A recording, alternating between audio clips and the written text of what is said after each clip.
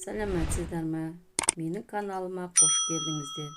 Мен бүгін сіздермен сметанник пирогын пісіретін боламын. Оған керекті заттарым: қаймақ, жұмыртқа, сары май, шекер, ас содасы, ұн. Енді бастаймыз. Бізге керегі әуелі тестісін жасап аламыз. Бізге керегі ұн, сары май, шекер,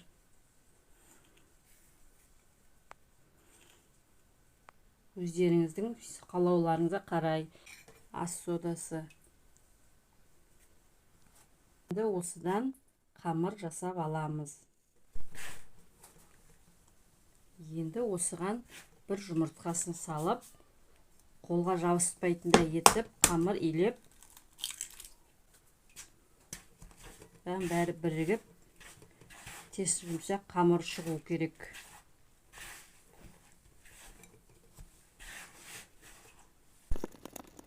Дайын болған қамырды салапанға салып, жарты сағатқа холодильникке қоя тұрамыз.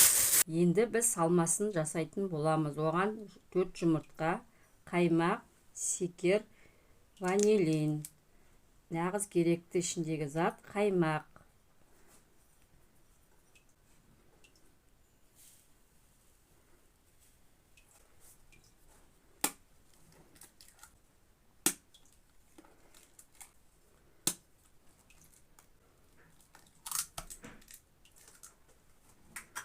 Дәм беру үшін ванилин қосамыз.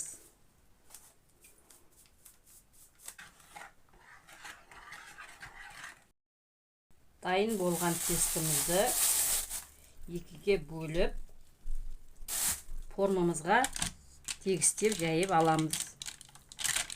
Тестімізді астын үстіп белкімен тесеміз, ауа барып тұруға. Салмасын құямыз.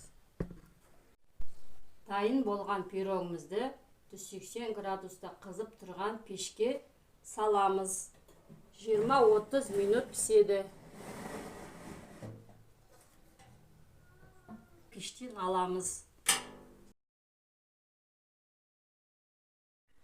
Пирогым дайын. Ас болсын. Менің каналыма тіркеліп, лайк басып кетіңіздер.